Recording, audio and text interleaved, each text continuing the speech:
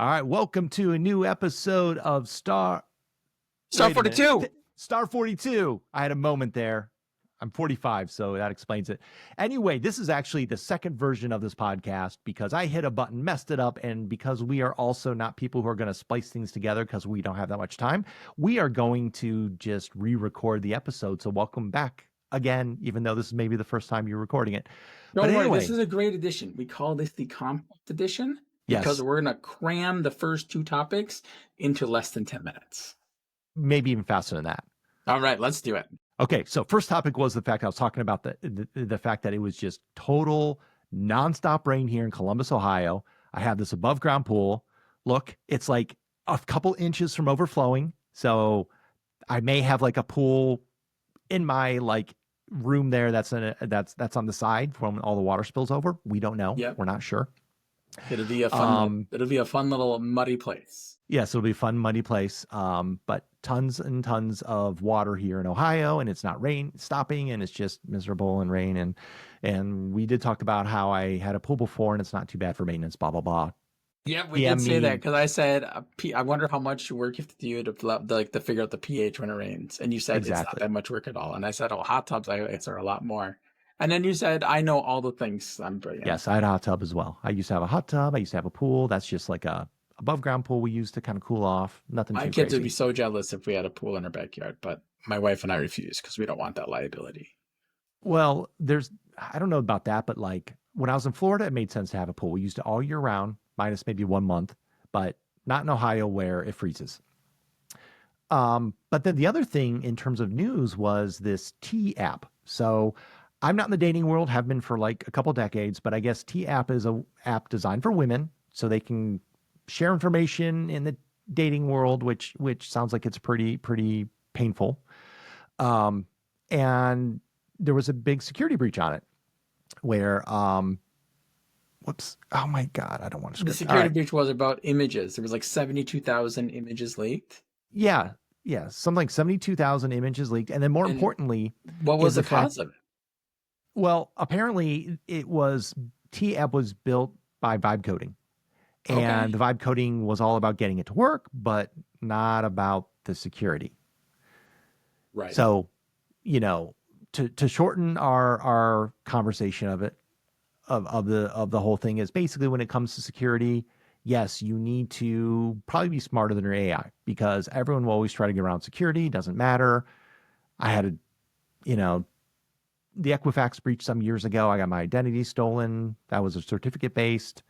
There's issues in security, issues in AI, blah, blah, blah. We talked all about that fun stuff. We did. I mean, I think it's important that I say something about it though too, which is, I mean, you can put a kid behind a car driving wheel and have an auto driving car get them from place to place. But yes, if there's a problem, that kid's screwed.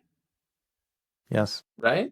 You still need somebody who knows how to drive. You still need somebody who at least understands the fundamentals of code or have an expert check on this stuff before they ship. Exactly. And that went in some of the stories where like judges are writing opinion pieces and the clerks are using AI and it's turning out things aren't correct. Yeah. Even though it sounds like it is. And using AI for age verification in the UK, the whole big thing about the adult material. And people are using some AI thing to like merge into the face of Norman Reedus or something. So they look older. So it passes the age verification. So basically it's just one of those things where, hey, it doesn't matter how good AI is. First of all, it may not always be accurate. And second of all, people are always going to find ways around it. That's true. Even before AI, those exploits were happening. Yes, right? Exactly. So, cool. And that brings us to our third topic. Yes, the third topic. Jace, I'm going to hand this on over to you. I will. If I get the right. So for the last few months, I keep seeing this thing about this system that claims to be like ServiceNow was back in the day. Or at least that's what I hear people say about it. I don't know if it's written that way, but I hear that. And Adam Godfrey, formerly of GlideFast, now of, I think, Halo proper, and Highcom, I can't say his last name, used to own his own ServiceNow partner in Canada. They've both gone over to the Halo ecosystem or Halo proper. And I don't know much about it other than that I want to check it out. because what it says, what people saying about it, because it's been very interesting. They had some interesting advertising at Knowledge 25 that almost nobody saw because it was outside, right? Well, and I'm gonna be happy to talk about this, even though my current employer, I'm generally going to be neutral, and I would say this in public no matter what. So I'm not going to worry about that. My take on it is this, and to start off a little bit, I have a friend who I worked with.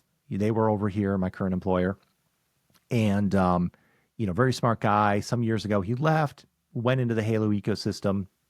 I can't remember if he started his own partnership or joined one, whatever. But we were talking about it, and he was like, "Hey, mate, you got to check this out. It reminds me of ServiceNow from years ago." And I've looked at some videos, whatever. I'm like, all right, looks interesting. But when it comes to that in that technology, I think it's phenomenal if people find it in terms of what they like about it. I always encourage everyone to see what's out there in general, because at the end of the day, I want my customers to be successful. And so if it's not with something I would recommend, so be it. Now, that being said, my position is, look, the ecosystem I live in the ServiceNow world, it fits my brain. And I still think it's one of the best products out there. And one of the big reasons why I love it so much is because going back to the original founder, Fred Luddy, Uncle Fred, he built it as really an enterprise application platform. And that flexibility has allowed me to build tons of great stuff. And I've never felt stuck in it. And, even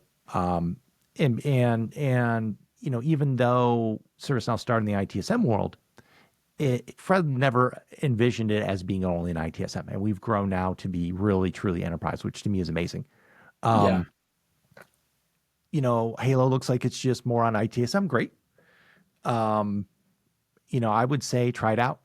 And like anyone with curiosity, hey, try it out. Let us know. Do a post on Yeah. LinkedIn.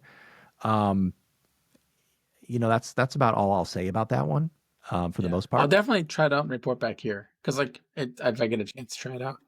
Yeah. So My only take on it is, if you look at the history of Halo, I mean, it started like around, I think, 1996.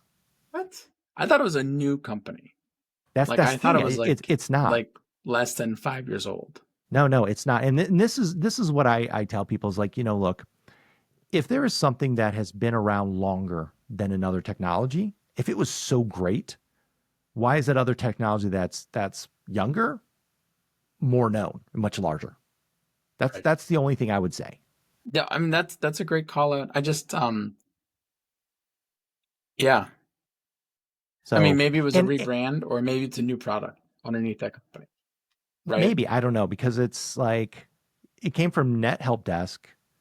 1994 was founded, launched a new web application 2016, opened new offices, rebranded to Halo Services. So that's why it's probably around new.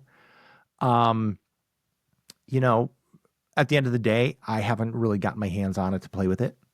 But I will tell you that, when it comes to the first It's a time I good remember seeing good call out ServiceNow for sure. back in 2010, I mean, when I got onto ServiceNow, everything just clicked. I was like, this is awesome. And I have not used any other technology out there that has made my brain just automatically work the way that Yeah. ServiceNow has. The way new stuff And works though in ServiceNow, it doesn't click with me. okay, the new stuff still When I this say is a new nice stuff, I segue mean into the next five thing. years old. I mean 5 years old. This is the next I segue into mean, the next thing. Is that where you're well, I going with that mean, one? we could segue to the next thing, but just in general, like UI Builder is 5 years old, right? Is yeah, I guess It it's is. about. It is, and Wait, it's hang on, let me still think. horrible to me. And I don't know how old decision tables are or playbooks. They just, I mean, I like the idea of them. No, I really like decision tables They because do, I understand, but they just don't jive in my brain because it's like they don't exist in the right places and they're difficult to they exist in access. the right place. So decision tables, where they work great for me is, it used to be if you wanted to put a place to store logic. You just always had to create your own table. Yeah. Decision tables allows you to do that. And I don't think it goes against your table count either.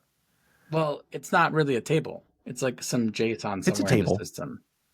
It's a proper table Decision somewhere. ta- decision tables, yeah, they are tables. So before they did the new UI with it, there was information stored in tables with them. Yes. For some reason, I thought they were stored like in the sys metadata or something weird. As far as I know, because I remember before they had the really nice UI they have now with it, you could go into and see all the records and all the tables and relationships and everything. And I think that's still there. Yeah. I'll have to give them another real try. I was talking to somebody about it, like, yeah, if you just need a place to store stuff, you can make a decision table with a condition of active is true. Or a condition of true, and then you just get all the rows, and then you're good to go. Well, okay, that Right? works. But it's not the Yes. intended purpose of it. Well, the intended purpose is to store logic so you don't have to create a bunch of miscellaneous tables. So with that, I like decision tables. UI Builder, yes, is what, 5 years old. Yeah, it's got to be And about that age. But like, and look, this is where we're definitely going to differ because I appreciate UI Builder, and this is why I appreciate it. When Service Portal came out, I mean, first of all, Service Portal was UI engine number 2.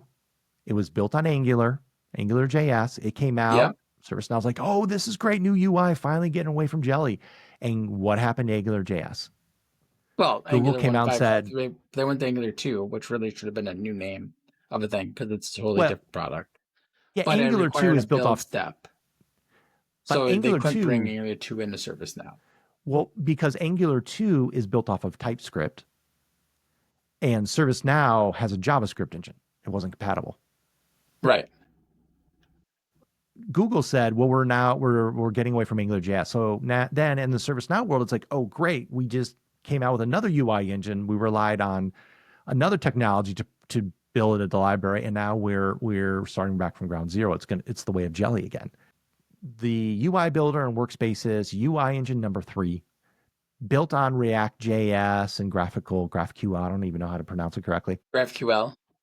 GraphQL. But the only difference is it's a proprietary engine that was built on top of those frameworks. I mean, it's literally copying a ton of concepts from React and then trying to say that I'm low code when you have to understand everything on the screen. So it's not low code. But it's not directly React. You got to remember, it still has its own processing engine. Yep, I understand. I'm That's just the saying proprietary heavily part. inspired by React. Well, yeah, and that part I'm not going to lie about. If you read all the they, documentation, it's all about React JS.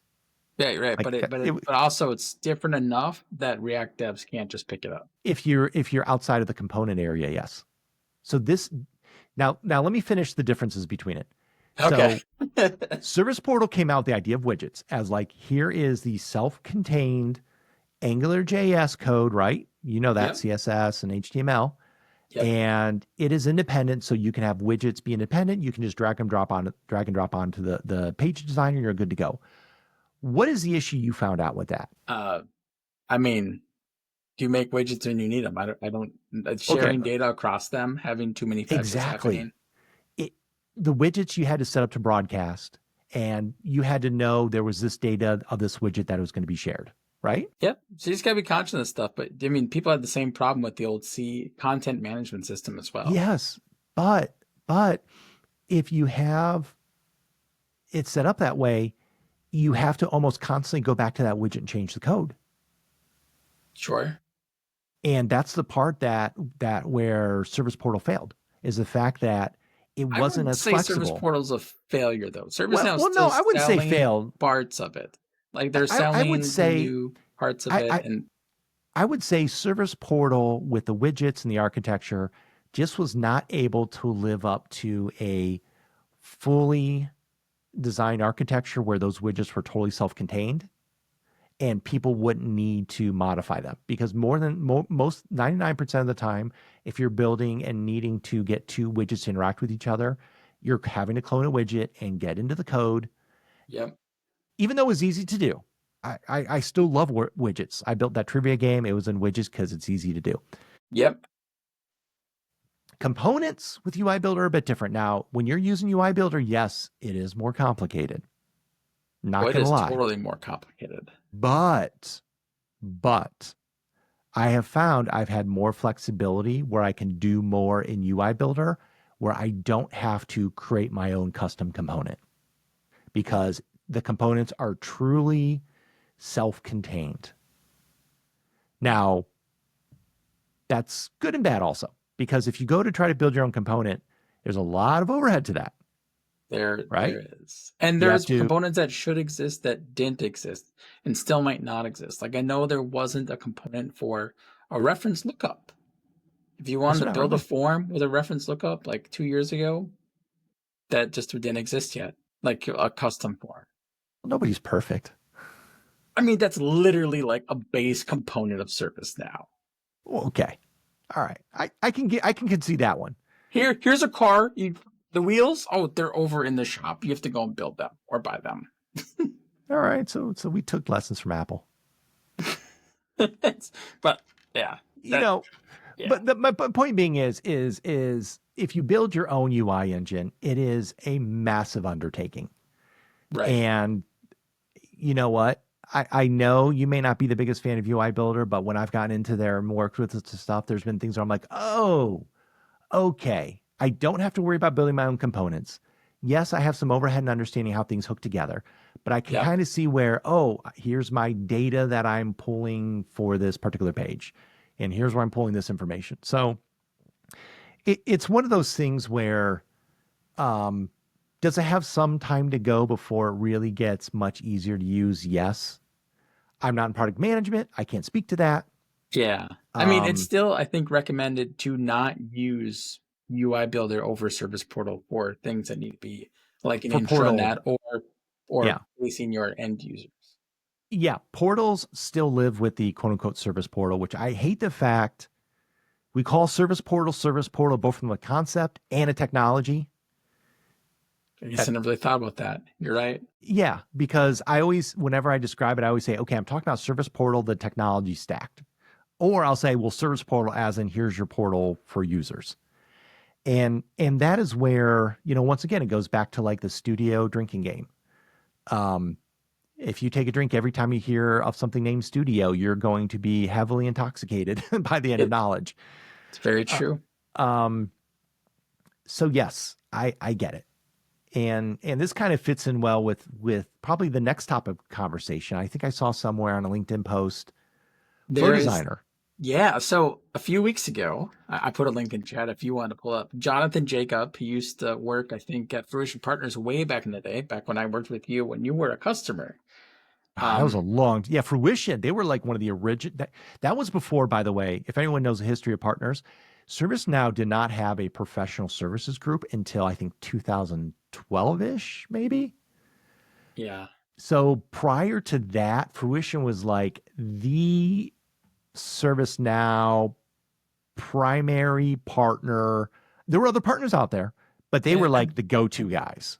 yeah, and Fruition Partners got bought and sold, and people left and all formed different companies. Like if you look at all the partners, I would bet half of them are either Yes. chaired by, founded by, or have like this very high VP level folks, all from Fruition Yes. back in the day. And actually, you know what? When that news happened about them being sold, I was actually at Fruition Partners headquarters right that day. We were doing like an on-site meeting. We were in Chicago or something. And it was, and Yeah. we're like, you guys want to tell us something? Yeah, no, I remember that too. I left shortly thereafter, but it was Yes. great. But And this guy, Patrick's, Jonathan Jacob, really smart guy. He's one of the I think co-founders and managing partners at Semaphore Partners, and he said, "Hey, starting Zurich, according to the release notes, workflow editor is no more." There was a lot of comments in there like, "What do you mean it's no more?" And it seems like the way it read was workflow editor was not going to be included in new instances after Zurich, but that is not true. I've heard from product management since. It's just being not like used as a default for anything. um, so I have this message about it. So I've worked with Flow Designer since it came out. I worked with the product management team, built some of the first labs ever on it. Yeah. Was it ready to take over Flow, workflow editor back then? No. Well, Everyone would knew it. No. I I think you still can't even equate Flow Designer to what workflow was, because workflow is more akin to playbooks than they are. Flow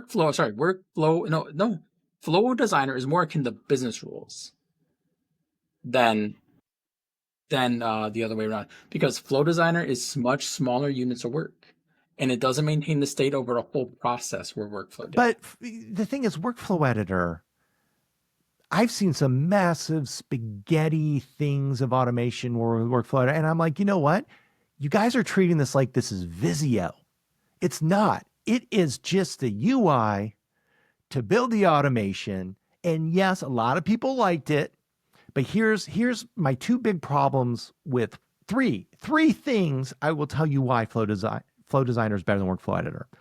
Well, Number one. Let's go into it. Let's go into it. Three big things. Number one, asynchronous versus synchronous saving. Workflow Editor, you're in there. And whenever I worked on projects with Workflow Editor, I had to open up Workflow Editor in a totally separate browser because it constantly saved back and forth. It would chew up the memory on that browser. And after 20, 30 minutes, it would freeze. And I'd have to close it and go back into it. Every 30 minutes, I kid you not. That's number one. It's number one. So, got it. Number two. Number two. For developers. You have an activity in workflow.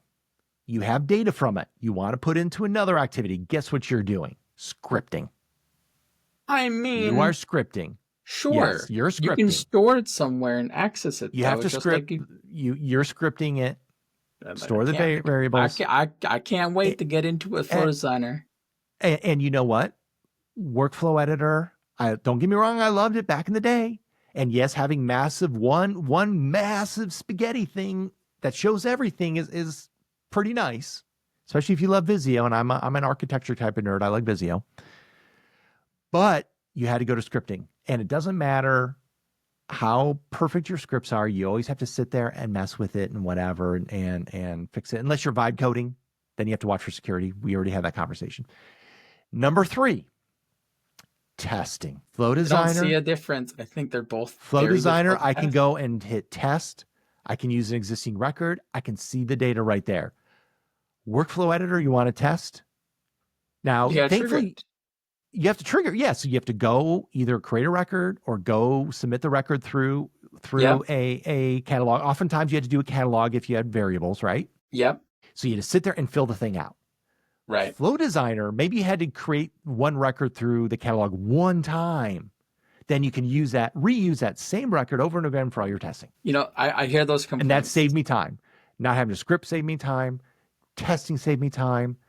And as much as you love the big overall spaghetti, at the end of the day, it's like, look, yes, Workflow Designer is smaller in terms of because it has a linear UI, although you can go to a diagramming view. Not quite as good as the spaghetti of workflow. Didn't work for all components. Still doesn't render everything. Okay. You know, once again, we're going to that. I'm just saying, like, if it's not going to work with the features they're shipping, then it's hard to sell me.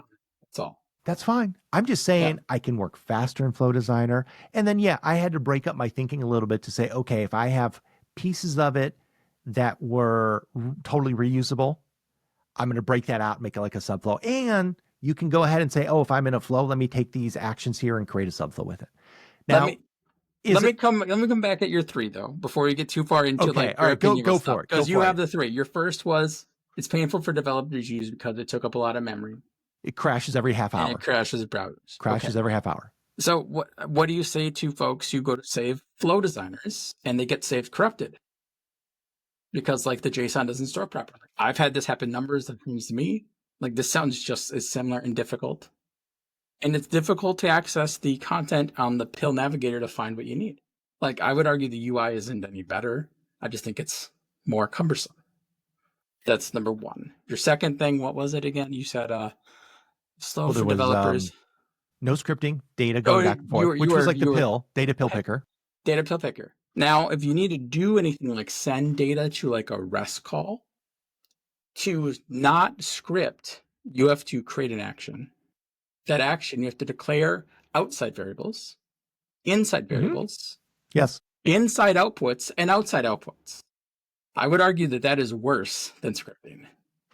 Um, if you just need to do it one time, well, first of all, you should have to do that anyway, because if you're making a REST connection through an action, which is the It right, doesn't even need to be a REST connection, though. It could just be any type of thing you can't do with a current pill or action or modifier, you can right? always go and say, okay, let me just go to scripting.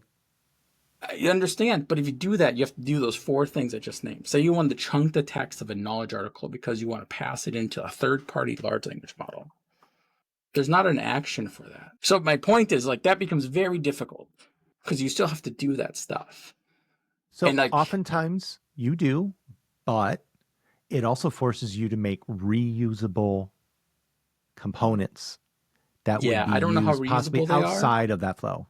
but my But point is, you don't get away from scripting with Flow Designer.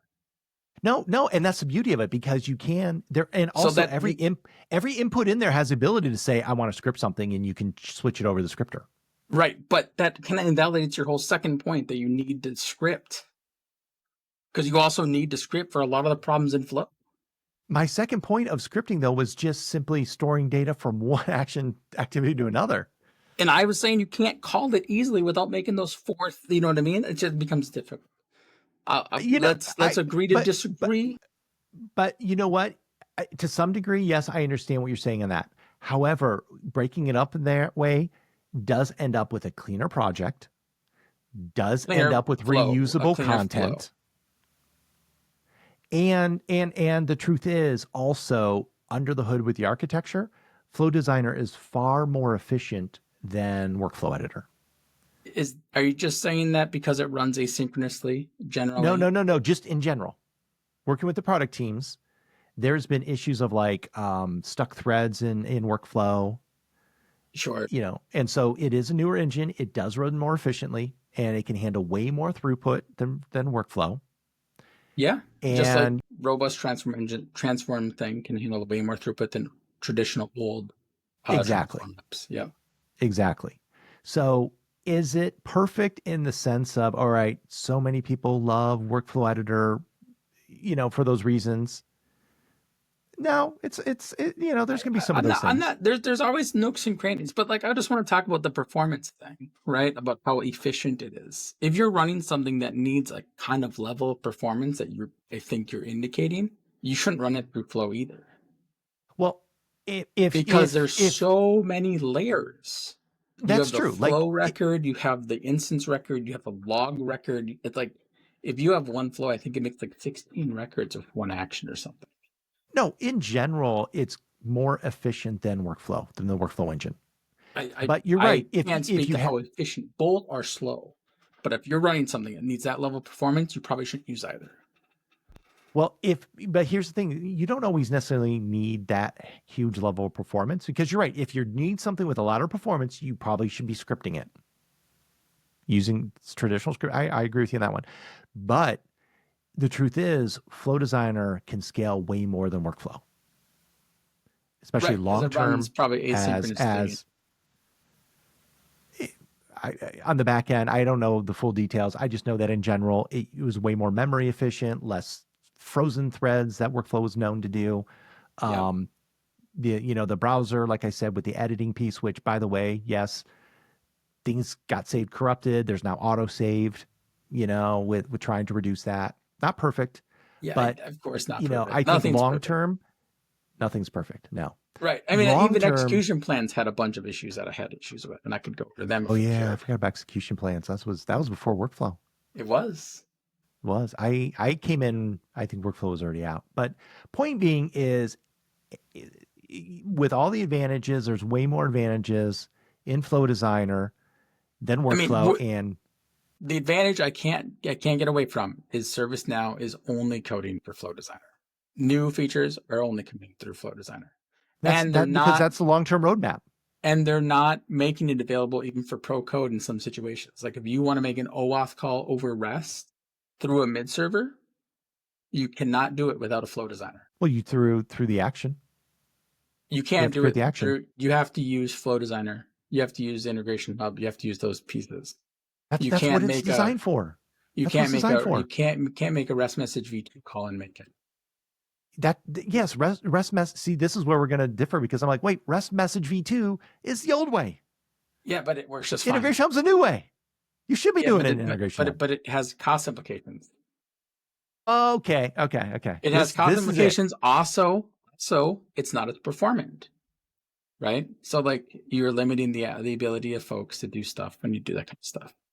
It's going to perform well enough. And if you really need that much throughput, then maybe we need to talk about like Stream Connect or something. Yeah, maybe. It's hard for me to eat it, but I was excited to find out that it's not going away. It's just being deprecated or not being used primarily by ServiceNow anymore, much like processors. Yes, and the history of ServiceNow is usually when something is quote unquote deprecated, they don't turn it off because realistically we don't know how much customers are using things.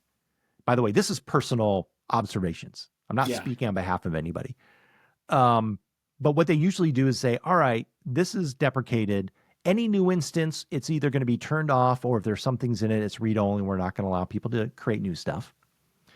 And if you're already using it as a customer, yes, continue using it. We're not going to just turn it off, but we strongly recommend to migrate things over as you can. It makes sense. It's not getting updates. I understand where folks are going with it. I build flows today, even though I don't like it. Good. I hope everyone out there, all 5 people, if you build on ServiceNow, you build flows. You should. I was at Knowledge and I asked how many people are still using Workflow Editor, and someone had their up. I'm like, no, don't do it. I mean, do it if you need to. I mean, by need to, it means whatever you're doing for whatever reason, it has to be Workflow. I understand that. Maybe the feature in Workflow doesn't exist in Flow Designer. Maybe it'll take a week to build a custom action to have it do some SSH call to something. Okay. You know what I mean? That doesn't mean the feature doesn't exist. It just means me as a developer can build faster somewhere else, and I don't want to use the new thing. Or you're not entitled to something that's on a pro tier because some things are still locked on those pro tiers. Okay, I can't. I understand. I can't speak at that. No, I know, but if you want, if the answer is use the Lexus will get you there every time. And we're like, well, we can afford this bus pass. Like we literally, what is their option to do whatever their business is asking them to do? They have to build a road themselves. It might be a cheap path, whatever. It's fine. The only thing I would say then, if you're like a contractor or an employee, and someone's suggesting, this is the only advice I could say, if someone's suggesting to say, no, do it this way, that is the old, way to do it because we don't have licensing for the new way, I would say, hey, take that to the higher ups who are telling you to do that and be like, look, can you go figure this out? Because this is going to be an issue.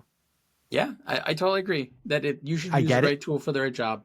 And if it were available everywhere at the level people want it to be, it wouldn't be a problem. But everywhere I've worked, it's been a problem, except for this current place.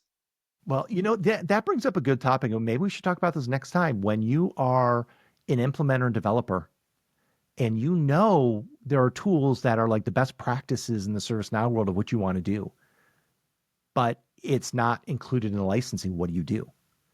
Because I know we're going to have thoughts that we agree with, but we're also going to have opinions, and my particular role of my job is, hey, let's talk about that next week. That's a good one. So yeah, I think that's great because I definitely have opinions, and I'm sure they're different than yours.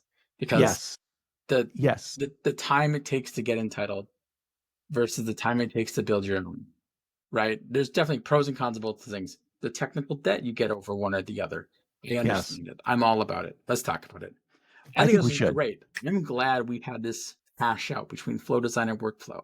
I still think they're even. I don't think one's better than the other. I think no, Flow Designer, everything should be done in Flow Designer. I understand what you're saying, but I also think that Flow Designer does not equate to Workflow. I think Flow Designer equates to business rules, and Workflow equates to playbooks.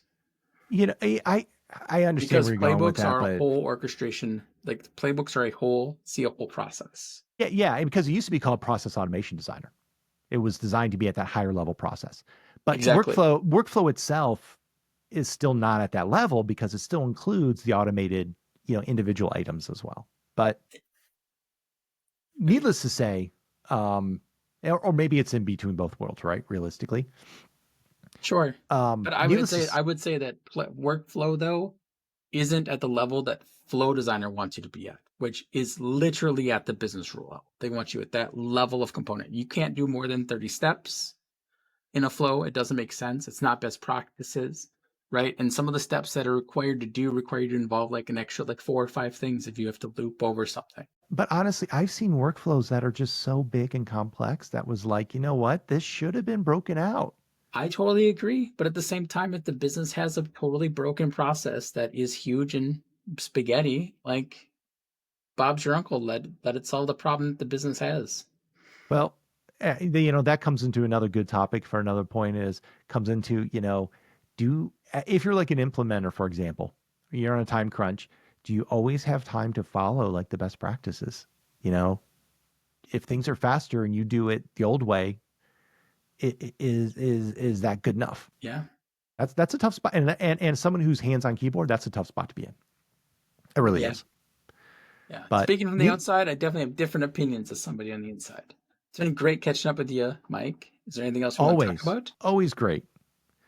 So in a We're couple more seven. weeks, we're going to talk more about this topic. This is ongoing. And It you know is. what, Jace? I see I'm your side willing. with I'm it. willing to concede that I think it's a tie, even if you think it's a win for Well, Flow you know Designer. what? I will say this. There are times I miss Workflow Editor. I'm not going to lie. Yeah. I'm not going to lie. I Like I can't said, say when that you about just Flow have this, Designer still. there's times I miss Flow Designer too. I like them both. What can I say? But I understand long-term Workflow Editors just, it's Yep. not You got to there go forward with anymore. Workflow Editor, or you We got to have to go move forward with forward. not. You got to go forward with Flow Designer. Flow Unfortunately, Designer. All right. because that's Anyway, the way this the has been development is. Michael. And this is Jace. Thanks for joining us. Thank you. See And we'll you in talk a to few you in a weeks. couple weeks. Yeah.